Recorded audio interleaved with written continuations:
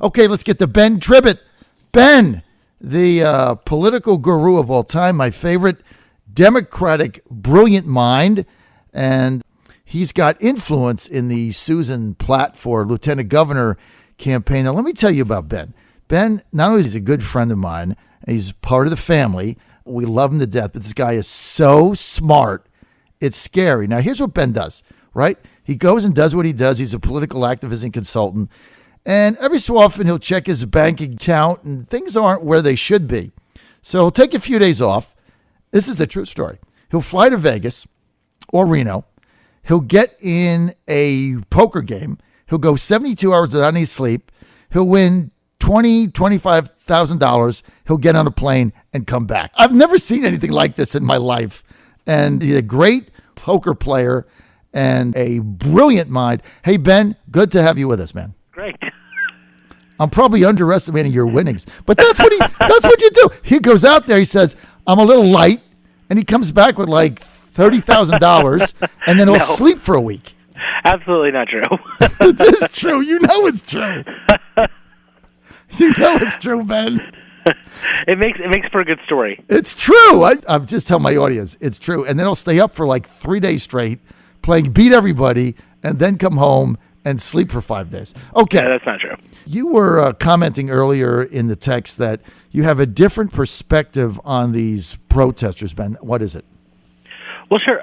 I was listening to your show earlier today, and I think that, to me, what's going on with the protests, especially at these airports, is really being driven by the incompetence of this new administration. It's not the policy that's driving the protest, it's the incompetence. And I heard that you were, John, you were sort of defending the policy of what's going on at the airports by saying, Trump ran on this. And I think that there's some truth behind that Trump did say in his campaign he wanted to do some of these things. What he didn't say in his campaign was that he was going to incompetently do them. And let me give you an example. Okay. At Dulles Airport this weekend, there was a mother traveling with her 5-year-old child. The mother was let through. The 5-year-old child was detained. His mother was not allowed to see him for 8 hours. Obviously, no attorneys were let back to talk to anyone on his behalf. The mother was kept on the other side of a wall from him. Presumably, with everyone who's detained, there's a holding area at Dulles. I think, unless they were just letting the 5-year-old run around the office, which I seriously doubt, I believe he was being held in a cell while they worked out all the details. Now, if Donald Trump had come out on Monday morning and said, I put this order into effect, and across the country, we only stopped 8 people at the airports from these countries to look in further, and found that 6 of them had been texting people with jihadi messages, the American public would have overwhelmingly supported them. He still would have protesters, but the public would be behind it. When instead they come out that they're stopping people indiscriminately, and they're detaining a 5-year-old who's traveling with his mother, and they're doing it incompetently, that's what's creating the energy around this. And I would say this, John, you have children. If you were traveling overseas and your children were kept separate from you for hours, anywhere, and you were not allowed access to them, you would go berserk. I would go nuts. Yes. And so the fact that this is happening with this administration and the way they did the order, they obviously didn't do it competently. And John, here's my emphasis about this. If you look back to the Bush administration, he had protesters from the very start, right? I mean, there's always opposition. There's always on the left side of politics, there's activism, there's protests from the day he took office, right? Mm-hmm. But where did the Bush presidency really start to just completely collapse? It was during Katrina when people saw he couldn't competently run the government. And that's where Trump is walking a very dangerous line here. Because when you've seen what he's done at this airport, if they're detaining 5-year-olds because he couldn't do his order correctly, then people are seeing he can't competently run the government. And his presidency is going to come to a screeching halt very early on if he doesn't learn that first and foremost, he has to do his job competently. Okay, but if you take that instance, and I get where you're coming from, Ben, no doubt, but if you take that instance, the executive order didn't say detain a 5-year-old, all right? So obviously somebody made that decision Sounds like it based was on the not instructions in the order and sounds based like it on was the not a good instructions they got from decision. DHS. And this is why these types of things, John, take weeks and months. I know people don't like the pace of government, but it takes a long time to do these things to ensure that all the different pieces are put together, because you may put it together in order and say, you withhold someone in this situation. But if you have people look at it and think about it, someone in the process will say, wait, we need an exception if it's a child we're holding that's traveling with a parent because the parent made it through and the child didn't, that the order doesn't work. And then when you start implementing it, you don't have this kind of incompetence. But a 5-year-old shouldn't be separated from their parents for a moment. I agree with for that. 6 hours. Yeah, I agree with that. And there's no excuse for that. There's absolutely, and it is absolutely because of the executive order, because they didn't administer it competently.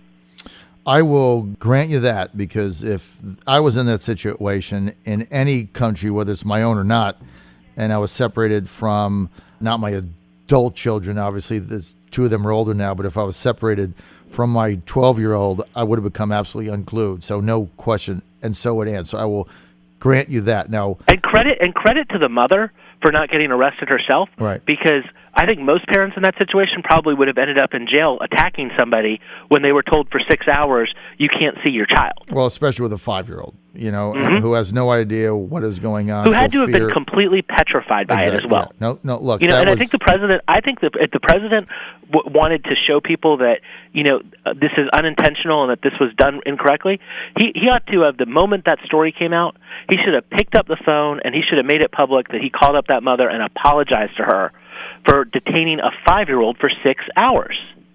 Well, that was wrong. No question about it. And certainly, whatever the paperwork is, they could have found a way to have the child with the mother, put them both in the, or do something. But I think you're right. Okay, let's get to the fact that he fired the acting attorney general and Obama appointee for not following his order. That was, you would agree with me that was within his rights, right? It's within his rights. I think that it's I think that in the long term, it doesn't serve his political goals, because by doing that, he made it less likely to get cooperation. And I think that, in my mind, and he certainly has the right to fire the acting attorney general if he wants to, but sometimes you have to make choices of what you're going to go after. You can't do everything. And in a day where you're going to announce your Supreme Court pick, creating even more angst and hyperpartisanship is not good political strategy. He should have risen above it and dealt with what the Attorney General was doing, or the acting Attorney General, because it would have benefited the rest of his policies he was trying to do. Mm-hmm. I'm not sure that in the long term, getting her out for, what will it be, a week, 2 weeks before Jeff Sessions is confirmed, is going to be worth the trouble it caused. What do you think? I think he had to fire her because he had to make a statement that he's the boss, and if people aren't going to follow his executive orders, then they have to go. Otherwise, you have chaos in government.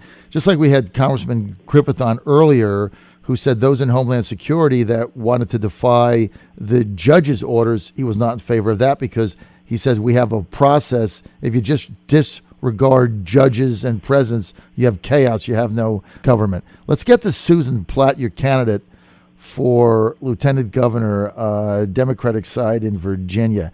How does she beat Justin Fairfax, who has been running for this office for a very long time, raised a lot of money? He's got a lot of enthusiasm behind him. She got in late. He's been in for a long time. How do you win? Well, I think that the fact that there's a gubernatorial primary going on has changed the whole context of everything that's going on down ballot. Just so sort of we're starting from the same place, John, contextually, I'm seeing a very different type of electorate going on this year than I've seen before in Northern Virginia. I was at a Democratic committee meeting last week. There were 175 new members of the committee in Fairfax County. Never had that many people show up. A lot of energy out there, a lot of new people. That tends to be attracted in by, a new president, a governor's primary. And so when you look at, say, the Justin Fairfax-Mark Herring primary last time, there were less than 150,000 voters. Right. When we had a gubernatorial primary, there were over 300,000. So right from the start, even if every person that voted for Justin last time remembers him and is still voting for him, he's starting out below 25% of the vote just based on that. And so, it's sort of a wide open race down ballot. I'm not sure that anyone will focus in on it until at least April, probably May, because right now the governor's race is taking up all the energy in the room. So, I wouldn't analyze it yet. I'd advise people that are looking at it, it's too early. Let's wait and see how these candidates perform over the next couple months before voters really start tuning in, how they do fundraising-wise, what their burn rate is like. I know Susan talked to you this morning about, Justin has spent a lot of the money he's raised already, which is very early to spend it. But, so we'll see in the first quarter reports, how much money is he raising now that people know that he's in a contested primary? How much money is Susan able to raise? She hasn't filed a report yet. When we see that in April, people will have a better idea of how much they're able to communicate with voters into May and June. So, from my mind, we don't have enough data points yet to really know where things are going. Now, what we do have data to see is in terms of the general election this year, I see this as being a historic year for the Democrats. When you look at the first year of presidencies in Virginia, and the fifth years of presidencies when we have governor's elections tend to be a little more driven by Virginia issues. The president isn't the big deal. But in the first year of presidencies, the swings have been astronomical in the modern era. And I jotted this down so I could read it to you, John. Go ahead. The 5 times we've had first-term president in the first year when we had governor's election. 1980, Reagan, and then 81, Chuck Robb, the swing away from the Republicans, 19.8%. From 88, 89, when we went from George H.W. Bush to Doug Wilder, swing away from the president, 20.9%. From 92 to 93, when we went Clinton and then Allen, the swing away from the president's party, 13%. In 2000 to 2001, when we went from Bush to Warner, the swing away from the president, 13.2%. And then Obama to McDonnell, the swing away from the president, 23.7%. So every time it has been double digits. The lowest is 13%. And, given the energy around this president, I'm going to say it might be on the higher end this time than on the lower end, but it's all been within a range of between 13 and 23%. And remember that one of those 13% was 2001, where Mark Warner's swing was more like 35 points in the polls prior to 9/11 happening, and then the entire race sort of changed after that. So that's your normal trajectory of a first-year presidency, is a major swing against the president. And I just contextually, I thought you would find this interesting. So Hillary Clinton carried 51 of 100 House Delegates districts last year. If you saw a 10% swing statewide, and it was even across the districts, then that would lead to the Democratic gubernatorial candidate carrying 64 districts. Now, 10% would be less than any swing we've ever seen in the modern era in a first-year presidency. A 20% swing, which is more in line with what we've seen, would lead to the Democratic candidate for governor carrying 77 of 100 House districts. And a 25% swing, which is near the top end, would show the Democratic candidate for governor carrying 86 out of 100 House districts. So when we talk about the 77 districts, the Democrats currently hold 34 seats. So that means there would be 43 Republican incumbents potentially, with the Democratic gubernatorial candidate carrying their seats in a swing of that. That's within the range of what we've seen swings before. This is a big year to run as Democrats. I think you're going to see a lot of people filing all over the state, and you're going to see a lot of incumbents, especially in your area down in Hampton Roads, that haven't been contested in a long time, in Virginia Beach and Chesapeake, that may, their political skills may not be real honed because they haven't faced tough challenges. Right. They're going to get challenges this year, and there's going to be a swing coming in against them. And so I think we're in for a very, very interesting year and potentially a transformative one at the state level. All right, so 2 things we can take from this conversation and your insight, Ben. Number one, in the lieutenant governor's race, only 150,000 people turned out in the Democratic primary in 2013 for lieutenant governor. Now you expect probably 350, 400, right? Yes. Somewhere in there, because you get contested.